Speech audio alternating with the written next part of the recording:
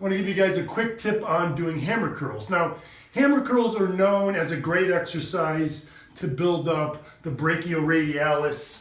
That's that top forearm muscle here on the thumb side, as well as the brachialis, which is deep underneath the main biceps brachii muscles. And then you have your long head and your short head of the biceps. And I've shown you guys that before. You can see the split here that runs between that shorter head, that inner head, and that outer head. Now the outer head, I've shown you guys this before, is really what's responsible. You can see when I flex my arm here that here's where that short inner head is.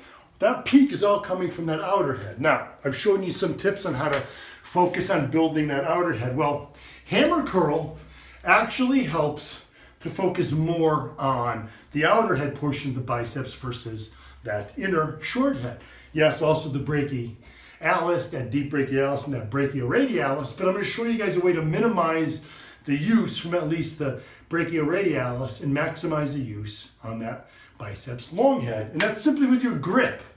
I've talked about using an open grip here. Now, when you do curls, you typically grab on to the dumbbell. That thumb goes over the fingers, wraps around the bar. Nice, secure, strong grip. We're told to really squeeze the bar so that we're stronger. And yes, that does make us stronger when we're moving weight. But when I'm squeezing the dumbbells, I'm really maximizing the use from the brachioradialis. To minimize the use from that brachioradialis, instead of using that closed grip, you're going to use that open grip like I've shown you on lat pull downs. See that?